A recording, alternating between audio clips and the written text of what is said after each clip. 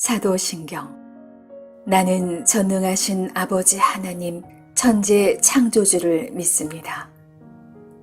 나는 그의 유일하신 아들 우리 주 예수 그리스도를 믿습니다.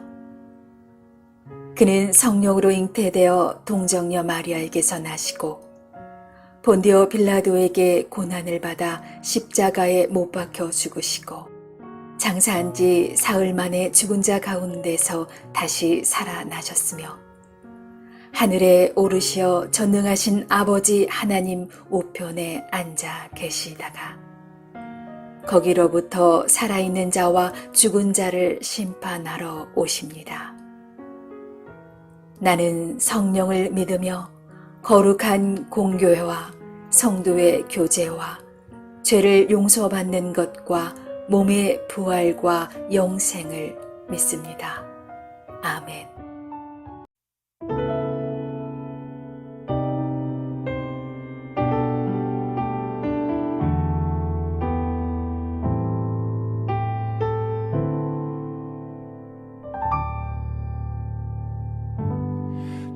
주님과 같이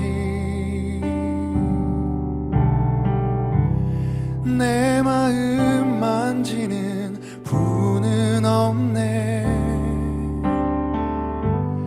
오랜 세월 찾아 난 알았네. 내겐 주밖에 없네. 주님과 같이 내 마음 만지는 분은 없네.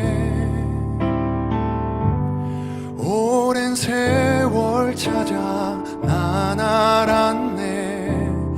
내겐 주밖에 없네.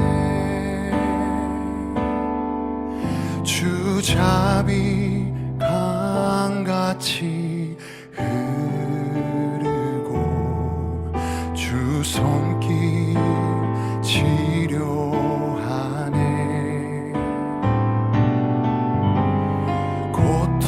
고통받는 자녀 품으시니 주밖에 없네. 주님과 같이 내 마음 만지는 분은 없네. 오랜 세월 찾아 난 알았네. 내겐 주밖에 없네.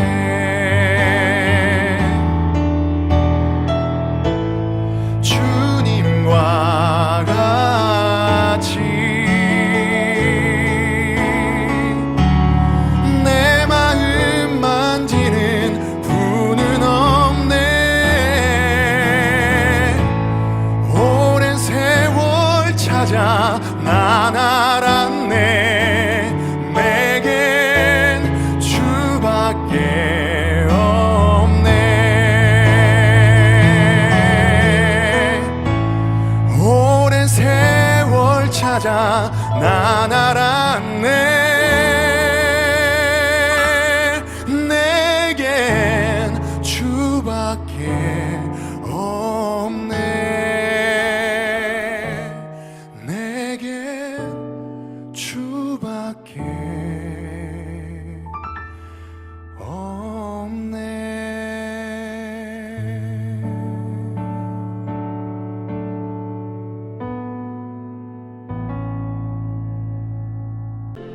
그러나 천국에서는 극히 작은 자라도 그보다 크니라. 세례 요한의 때부터 지금까지 천국은 침노를 당하나니 침노하는 자는 빼앗느니라. 모든 선지자와 율법이 예언한 것은 요한까지니 만일 너희가 즐겨 받을진대 오리라 한 엘리야가 곧 이 사람이니라. 귀에 있는 자는 들을지어다. 이 세대를 무엇으로 비유할까? 비유하건대 아이들이 장터에 앉아 제동물을 불러 이르되 우리가 너희를 향하여 피리를 불어도 너희가 춤추지 않고 우리가 슬피 울어도 너희가 가슴을 치지 아니하였다 함과 같도다. 요한이 와서 먹지도 않고 마시지도 아니하매 그들이 말하기를 귀신이 들렸다 하더니 인자는 와서 먹고 마심에 말하기를 보라, 먹기를 탐하고 포도주를 즐기는 사람이요 세리와 죄인의 친구로다 하니 지혜는 그 행한 일로 인하여 옳다함을 얻느니라.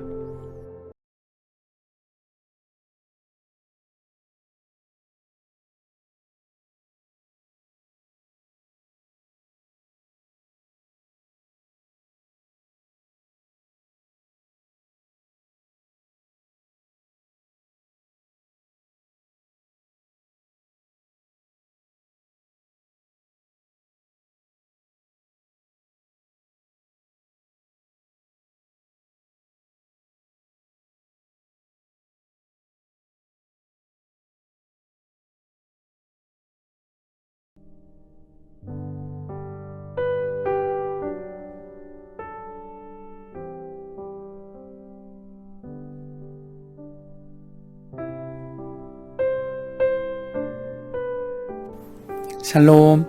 오늘도 복된 하루 하나님의 은혜와 평강이 우리 삶에 넘칠 수 있기를 원합니다. 제가 오늘 입 안에 구강 쪽에 좀 문제가 있어서 발음이 조금 안 좋아도 이해해 주셨으면 좋겠습니다. 오늘 함께 읽은 말씀 11절에 세례 요한보다 더 큰 이가 없는데 천국에서는 그보다 더 작은 자가 없다라고 말씀했습니다. 여기서 이 천국은 하나님 나라, 즉 하나님의 통치가 온전히 실현되는 나라를 말합니다. 예수님께서는 이 땅에 하나님의 나라를 임하시게 하는 분이었죠. 예수님의 첫 일성은 회개하라 천국이 가까이 왔느니라 였습니다. 그러므로 예수님이 복음을 선포하고 또 성령의 능력으로 이 땅의 모든 죄된 것들을 회복시키셨을 때 하나님의 나라가 임하고 하나님의 통치가 온전히 실현되었습니다. 그런 의미에서 오늘 말씀은 옛 질서와 새 질서의 차이점을 담고 있습니다. 옛 질서 아래에서는 율법을 통해 하나님과 관계를 맺었고 또 선지자를 통해 하나님의 뜻을 전달받았으며 제사를 통해서 하나님께 나아갈 수 있었습니다. 그러나 새 시대에는 예수 그리스도를 통해 하나님과 관계를 맺으며 성령의 내주를 통해 하나님과 직접 교통할 수 있는 시대가 열려졌습니다. 그래서 앞서 10절에서 이 세례 요한은 말라기 선지자가 예언했던 이 다시 올 엘리야의 역할을 맡은 자로서 새 시대의 문을 여는 위대한 문지기였다라고 말씀해 주셨습니다.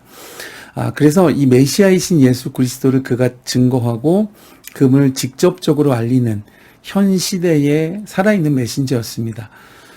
그래서 여자가 낳은 자 중에 가장 큰 자라는 말은 이전까지의 모든 선지자들은 오실 메시아를 예언했지만 그러나 세례 요한은 오신 메시아, 즉 예수님과 동시대에 살면서 그분을 직접적으로 선포하고 그분의 길을 직접적으로 준비하는 복된 자의 사명을 감당하는 사람이라는 의미일 것입니다. 그러나 그렇게 하면서도 그는 구약의 마지막 선지자로서 옛 시대에 속한 사람이었습니다.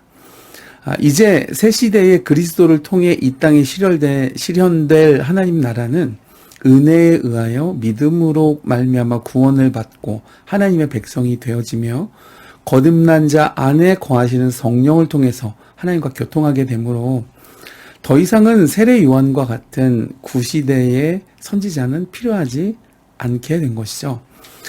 그래서 천국에서는 누구든지 세례 요한보다 크다라는 이 말은 이러한 새 시대에 속한 사람이라면 옛 질서에 속해 있는 사람과는 비교할 수 없는 은혜 아래에 있기 때문에 그가 세례 요한이라 할지라도 비교되지 않는다는 말씀인 것입니다. 그러면 사랑하는 여러분, 우리는 이 사람이 여자가 난 자 중에 가장 큰 자라고 호칭을 받았던 세례 요한과도 비교할 수 없는 크신 은혜 가운데 살아가고 있는 사람인 줄을 믿으시기를 주의 이름으로 축복해 드립니다. 이어서 본문 12절을 보면 세례 요한의 때부터 지금까지 천국은 침노를 당하나니 침노하는 자는 빼앗느니라 그랬습니다. 여기에 이 침노라는 말은 뭐 좀 논쟁이 있는 구절이지만 같은 의미의 단어가 사용된 구약의 용례 그리고 복음서의 또 다른 병행 구절인 누가복음 16장 16절을 참고하면 그 의미는 분명해집니다. 원문 성경에서 이 침노라고 번역된 헬라어 단어는 비아조라고 하는 동사가 쓰였습니다. 그런데 구약 성경에서 이 말과 대응하는 단어는 히브리어 포레츠라고 하는 말입니다. 둘 다 터져 나오다, 뭐 폭발적이다, 부숴버리다와 같은 의미를 가지고 있습니다. 그런데 미가서 2장 13절을 보면 길을 여는 자가 앞서 올라가고 양떼들이 성문을 통해 쫓아나갈 것이며 그랬습니다. 이 모습은 광야에서 양떼를 칠 때 밤에 이제 그 우리 안에 그 양들을 보호하고 목자는 그 우리 문에 기대어 잠을 자다가 아침이 되어서는 양들을 불러 모아서 밖으로 내보내면서 그 우리의 문을 열면 그 좁은 문을 통해서 마치 터질 듯 밖으로 달려나가는 양들의 모습에서 유래된 단어가 바로 이 포레츠, 오늘 본문에 침노라고 쓰인 구약적 의미입니다. 그래서 이 천국은 침노당한다는 말씀은 이제는 더 이상 율법을 통해 하나님 나라를 바라보는 시대는 종결되었고 메시아이신 예수님이 오셔서 열게 되는 새 시대는 새로운 하나님의 나라, 그래서 누구든지 죄를 회개하고 그리스도인 예수 그리스도를 믿는 자들이 천국을 누리는 시대가 되었는데, 이렇게 믿음으로 구원을 얻어 하나님 나라를 갈망하는 사람들이 마치 양떼가 문을 부술듯이 초장을 향해 달려나가는 모습처럼 이 새로운 시대에는 복음을 통해 하나님 나라를 믿음으로 받는 시대가 폭포수같이 열릴 것이라는 바로 그 말씀인 것입니다. 그러면 사랑하는 여러분, 바로 이 말씀의 결과로 이스라엘 백성에게만 허용되었던 하나님 백성의 신분이 예수님을 통해서 초대교회로부터 이 작은 반도 땅까지, 그리고 오늘날 우리 대한민국 곳곳에 폭풍같이 확장된 하나님 나라를 볼 수 있는 이유인 것입니다. 12절 마지막을 보면 침노하는 자는 빼앗느니라 그랬는데, 바로 우리가 이 말씀의 주인공이 된 줄 믿으시기를 바랍니다. 그러므로 이번 한 주간을 사는 동안 천국 백성으로서의 모습으로 물밀듯한 거룩함으로 세상을 정복할 수 있는 복된 성도 될 수 있기를 주님의 이름으로 축복해 드립니다.